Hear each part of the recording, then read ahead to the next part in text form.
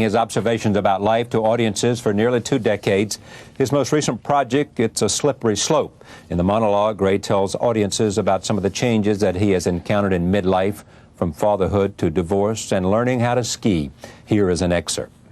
Now we're skiing together down Ruthie's Run, a vertical that I would have tumbled down before, but now I'm catching myself and I understand that you have to be out of control to be in control. And you come around and you turn right and you're out of control and you're in control. In Leap of Faith I'm around, and I doubted everything until this moment. And now if I doubt that I can turn, I crash, but I don't doubt it. It's Leap of Faith, and I'm around and I catch myself. In Leap of Faith I'm around, in Leap of Faith I'm around, and Maggie shoots behind me with these stereo earphones on saying, think of it as a white wall of death. And I'm going, oh, I know where she gets her kicks. She wants me to do a monologue about this, and she wants to be in it. And I'm staying up, and it's fantastic. All my life I've been anxious. Now I have something that I actually fear. It's real fear, the object, the mountain. No, a leap of faith I'm around, and it's a wonderful afternoon.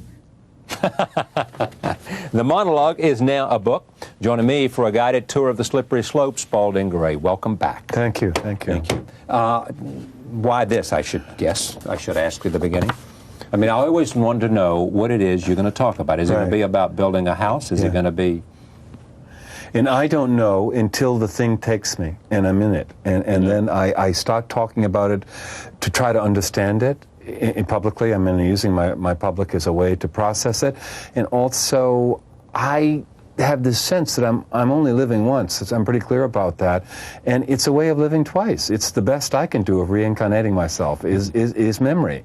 And to tell a memory, I've often said, is more fun than living it. I mean, I have to live a life to tell a life. But I really was this any harder than the others? This was harder. This is a more difficult monologue because I admit and show my shadow. I think it's a watershed monologue. I think the other monologues were always about me being the victim and having the audience be the mother and me crying out, look, I'm drowning. And also in my relationship with Renee Shafransky, which was similar to with the audience of always being in need of being nurtured and mothered. And in this monologue, I say, hey, I did this, and I take more responsibility. And there were a lot of horror. My shadow's showing in this. I mean, I'm not a good guy. Terry Gross interviewed me and said, my goodness, Spalding, on Fresh Air, you appear to be a bad guy in this. I said, I am, and I'm also good. You know, I contradict myself. Now, was that difficult for you? It was difficult for me to do only because I expected people to throw fruit at me, rotten fruit and tomatoes. I was only hissed once by women in Chicago. They hissed me what did twice they hiss at? They hissed at, when I talk about saying when I first saw my son, I didn't see my son until he was 8 months, and I realized that this was it, because I said there was often and always another woman over that shoulder, over that shoulder, over that shoulder, but there was never just another son. You didn't say, hey, look at that son. It was a unique creation. And that was the hiss came, because no one wants to be just another woman over a shoulder, although I don't mind being called just another man, and as long as I'm, noticed. when you do this, well, I mean, how do you get from not knowing what the hell you're going to do? Yeah, that's a good, to here. I'm a collage artist, and I sit down, and in fact, I'm starting to do it now with new material. The new material being the life I've lived since this one, which has been 3 years, and a lot of stuff. And I have these notebooks, these little marble 7th grade composition notebooks, school notebooks. And in that, I have kept rough diaries, I mean, very sketchy, of things Forrest said or thoughts of that. And I start to look through those, and I'm reviewing that past 3 years of my life. And I begin to see what that structure is, what it presents to me, and how could I tie it together? How could I make the collage? I'm really cutting up the pieces of my life, cutting and pasting, juxtaposing. And I start with a pencil outline in a spiral notebook. And then I will make a deadline when I'm going to perform that. That's what the deadline is. I'll say at Vineyard Haven Playhouse, where I did a Slippery Slope for 90 people coming this August. I will make a date to do that. And as I get closer to that, the more my mind begins to formulate how that outline should go. Then I sit down with the outline and I speak it for the first time publicly. I have never done one alone. I've never pre-written it. Grey's Anatomy was going to be a cover story for the New York Times. I said, it's not ready. My agent said, it's for the New York Times, it's a cover story. I said, it doesn't exist yet. She said, well, make it exist. Make it exist. I said, I don't have a performance until March. She said, that's too late. Make it. So I hired an editor, John Howell, a friend of mine. He sat across from me, and I told him the story. He was my first audience, just like you. It was one-on-one, but I was telling the story from an outline. It's oral composition. What's the hardest part for you? The hardest part of the process, I suppose, is the void part where you think there's nothing there that's going to be of interest, that you finally, your life is private, boring, common. I'll give you an example. I moved out to Sag Harbor, Long Island a year ago, and I'm in a community there, and things are pretty slow, and I have to do a radio interview for Slippery Slope, which has a lot of angst in it, right? And it's going to be a live hookup with Norwalk, with Connecticut, right? And I'm at my son's picnic, and his friend's father says, "Why don't we go sailing? I have a 38-foot boat. It's May. It's happened to be my birthday. It was June 5th." And I said, "Gee, it's my birthday. That would be a nice treat." Idea. And he goes out and gets a bottle of Veuve Co. And I remembered I had an interview, and he said, "Do it on the boat. Just have the station call the boat." So we're out on the boat at 2:27. He opens the champagne, and we pour it out, and I'm supposed to be on the phone talking about anxious Spalding Gray, Ebb of the Grace of God. He's in the bullpen again, and aren't we lucky we're not him? And he's so neurotic, and I have nothing to complain about except it's not windy. We're almost becalmed. That's the extent of it. You know, when you go, "Oh, the audience is going to go." My fear is the audience is going to go, "Oh hum," and in other words, happiness or contentment, which I welcome and which I am getting good doses of now, may not be edgy enough. You know, I feel like suddenly a Californian. Well, oh wait, but you think there may be some danger in being too content? If you're not scared, if there's no edge, if you're not worried, if you're not feeling cartoon of I'm Spalding, about to be embarrassed. Yeah, the cartoon of the anxious Spalding Gray that people long for. I mean, most George Carlin. You see a picture of George Carlin, you know, it's always the same. The shoulders are raised. He's always in the same anxious state. That's the product that he sells. I think that my persona, and I'm probably not answering your question, because probably what would be the most difficult thing or fearful thing? Yeah. My children. Invading their privacy, using them as a material, and therefore turning But you do more of that here than anything you've ever done. Yeah. I do, but because she was brand new there. So I think of what's to come. I have another one. Skiing. That's dangerous. No, that's probably the one. I probably haven't. I don't. Why did you decide at your age to take up skiing? However old you are. You know what? I had always felt I wanted to ride an element. Everyone's riding the elements now. I think all of this riding the elements is a reaction to virtual reality. And people when I was a kid went jumping out of airplanes and bungee jumping and I thought, well, what element? You know, I'm midlife crisis. Midlife is a misnomer. Certainly, midlife is 34. We go into a crisis because we know at 52 it's not midlife. Yeah. And at 52, I said, I wanted. What's it going to be? It's not going to be hang gliding. Right. What was it I always wanted to do that I denied myself? Skiing, free lessons in Maine, 1956. Yeah. Didn't do it. Was always lingering. So I'm going to take a lesson. It was in Flagstaff, Arizona. So it was a beautiful day. Was what? Well, the year that I took it, I would have been 52, so that I'd be it was. I'm 56 now, so I'm not. I fail 7th grade math. I can't do quick figures. Yeah. Okay. So it's 25 years. Yeah. 25 years. Yeah. Was waiting to be done. I mean, but how could you avoid doing it? I was very interior. I was not real physical. I was in the city. I couldn't afford it. I wasn't offered it. It didn't present itself, and it's icy here. It wasn't until I started getting out into the West and touring a lot in the West and realizing there were things to do out there in the winter that were fabulous. Skiing. Yeah, if I had taken that free ski lesson in Freiburg, Maine in 1956 and hit that ice in 30-degree below weather, I would have gone back to my room and continued reading Sartre. Yeah. That was what I was doing at the time. Do you think that what you do is unique. No one does what you do, as far as I can. Do you know anybody who's made a career out of the kind of monologue the ongoing soap opera? No, right, they haven't at that. There are people starting to do it. Yeah. Mm-hmm. But copying you. Yeah, I think that I am the main force influence in that. Yeah. Because what is it you think? What is it that makes it attractive? What is it you bring to that monologue? A relatively honest voice, which we don't hear a lot of. I mean, Princess Di was some famous for that. I mean, that's what people loved about her. You think that was it? That was one of the big ones. It was a relatively honest voice. There was a frankness there, and in a man, who else are we hearing? Everyone has an agenda. They're a politician, or they're selling a product or a religion. And I'm selling myself, but I'm also in a state of questioning and doubt. And I think it's a contemporary voice. I think it's that also, but I just think when you have, and I don't know what it is, because I mean I've never seen I've seen I think everything you've ever done. Well, and all of it. Well, I think it is somehow. I mean, I think this is a rare talent. It is the ability to make what other people could do, and it wouldn't be nearly as interesting.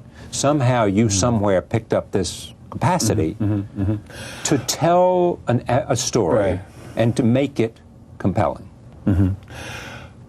I did, and it's from doing it. It's from doing it. I do workshops occasionally at Esalen Institute, and it really, what I'm only saying to the people there is that if you get in a place where you can do it and workshop it and do it and retell it, it really, you begin to learn how to do it. So I've done it through time, and also I'm in a very privileged place. I don't have to pay attention to anything I don't want to. I'm free to pay attention to things. It's a very meditative state. The audience, if I come back with a good story, is supporting me to pay attention to life, not just my life, but life, and that's a poetic space. Do you feel vulnerable at all, or is it now at some point you've reached the page where? I certainly do feel vulnerable in the sense you that still do. Well, I'm very aware that I could die at any moment, and that's a great sense. Well, of I don't vulnerability. mean that, but I mean, do you feel so sensed that somehow by this exposure and the way I tell these stories, that I am somehow opening myself up to my story? I don't feel vulnerable that way anymore. No. Did you once? Going through It's a Slippery Slope, when I went out on stage in New York City, and I was very nervous about what the press would do to me. I was already calling myself the avant-garde Jimmy Swaggart. To beat the press from doing it. I was trying to think that's what they were going to say. And my younger brother, Channing Gray, he's a music critic for the Providence Journal, he said, "Don't worry, you're the Teflon of performance artists." That was his comment. He said, "You'll get through." So I felt vulnerable to the press. I thought that they are going to say this is exploitative and it's pop psychology. And the New York Times wrote a very good review. And I was very pleased with it. I was, I guess, more afraid of you were the fearful press. that they would say what? It's just this is not substantive and this is not serious and yes, your experience as a skier is fine and interesting. That's very nice, but he's had to put this horrible pop psychology piece about the breakup with his girlfriend in the middle of it all. Right, exactly. Whereas they said it balanced it, which is absolutely true. This piece is like a triptych, A Slippery Slope. It really is like a three-part thing of learning to ski, then the breakup, and then the new configuration of the family and returning to New England. And it reminds me of like a concerto. We're going to actually do a CD of it, and Mercury Records is going to do it, and James Taylor is going to produce it. And James Taylor is the producer. We're going to do it on Martha's Vineyard, and we're going to tape it there. His home. With sound effects. Yeah, I'm going to try to make it like an old radio. I grew up with radio, like an old radio piece. What don't you put in here that you thought about? Oh, I mean, where do you draw the line? In therapy, actually, I didn't think I could do another monologue. I pretty much almost cracked up just before this monologue was. Are you serious? Now, come on. Yeah, was told that I was manic depressive, was on Klonopin and lithium, and seeing a top psychopharmacologist here in New York City. Yeah. I don't know if that monologue gives a flavor of the crack up, and skiing really gave me a sense of balance in the middle of that crack up. But what was the question? Well, what didn't you tell us that we might want to know? Oh my God, that was in the therapist lab. That's what helped me through. I had a very good woman therapist that I laid out this stuff. I laid out my shadow in her lap, as it were, and we began to figure out what was public and what was private. And how did you? Okay, I'm trying to. I can't tell the private stuff. I actually have the private stuff. To get you to do. But I mean, at least tell me how you decide what's. Yeah, that's a good point. I worked with a dramaturg on this, Paul Spencer, who helped after I developed it. You know, I said, look, you know, you be a witness to this. You know, Yeah. be a witness. What do you think should stay in and what should go? Yeah. And that all has to do with art, you know, creation of. Does this have a good resonance? You know, is it repeated somewhere else? Okay, here, so you know? the test was not whether it was embarrassing and No, it might but hurt somebody. structure. The test Structure. was, does Right. it play? Yeah. That's it. It was strictly a Yeah, career it was, decision. It was not All Is Fair in Love and War and art. So you let it all hang out as long as the dramatist says, this advances our case. This Oh, advances no, our, I didn't our let it all performance. hang out because it hung out in the therapist's office before that. You know, people say, how can you put your life on, all your life Yeah, on that's stage? what I'm getting at. I'm 56 years old. I know. The monologue is an hour and a half. Think of what is left out. Think of the enormity of that.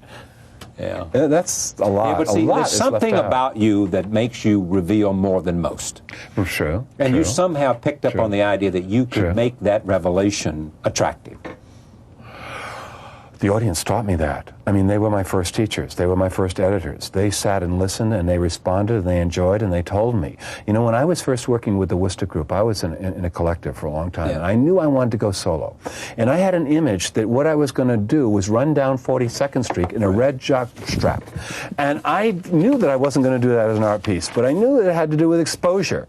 And the point is that I wanted to expose more than just my body. It was psyche and heart and the whole salad. Is it a freeing experience to be able to talk about all this? To an liberating extent, of you, better word, I guess. to an extent, because it certainly, don't you feel that? I mean, in Yeah. yourself. I mean, Yeah. when you do it. I mean, when you do it with. But I don't do it like you do. I mean, But I don't no, where do you do it? With conversations your, and dialogue. Yeah, it's always. But it's private. I'm not on. I don't sit here in front of a camera. Yeah, well, it's- I mean, yeah. my purpose is to get other people to do it. That's. But it is selective, and it really. But you is. do. You give a little bit in other. You know, in other words, you can't do what I do every night without having something. I live in Sag Harbor, Long Island now. I don't know if I can do another monologue, you know, about living there. I mean, you know, it's really like I have to run into everyone on the street every day. The Bay Street Theater wants me to test it out there. It's like hanging your dirty underwear up, or all your underwear. Is it in the end the way? Do you tweak this? Do you? Yeah, do you, sure. Yeah. I call it hyperbole, which means in Hyperbole Greek, is a better to word. throw beyond. Yeah. Certainly. I'm a dramatist in the sense of the way that I perceive and report reality. And my stepdaughter, Marissa, is always informing me that I am that, and I'm always exaggerating. And how do you, in the end, feel about skiing? I am so involved with it still, and this is a treat because I thought that once I talked it out, Yeah. that it would just be material and I'd go on to the next thing. And I'm going out again this year, and I look forward to winters now. It is my real escape, my real healthy escape, and I'm able to be alone with it. I'm going to be skiing probably 60 days this 60 year. days this year. Yeah. Sex and death to the age 14, swimming to Cambodia, which I remember, In Search of the Monkey Girl, Orchids, Monster in a Box, Impossible Vacation, Gary's, Grey's Anatomy. and just think of those, all those publications, all those monologues, all those stories. Are you doing any acting? I wish I was. Something happened. I haven't done a film. Actually, though, I am playing Fran Drescher's. I'm playing the nanny's therapist. That's fun. Fran Drescher saw me do a Slippery Slope in L.A. and called me directly. Called our babysitter, the nanny, calling the nanny, and said, "Would you play my therapist?" I said, "I don't have a TV. I haven't seen the show. I don't know." So they sent me 12 tapes of the nanny, and it turned out to be a good combo, Fran Drescher and I. So I'm doing that. No feature films, and I don't know why. To my family, this is dedicated. Forrest, Marissa, Kathy, and Theo. It's a Slippery Slope, another monologue by Spalding Gray, and Grey's Anatomy directed by Steven Soderbergh. Right. There you go. Yeah. Steven Soderbergh did King of the Hill, which I was King of the in. Hill. Yeah, and Sex, Lies, and Videotapes. which is what I first remember. Right. Congratulations. Well, thank you. Thanks. Thank you for joining us. We'll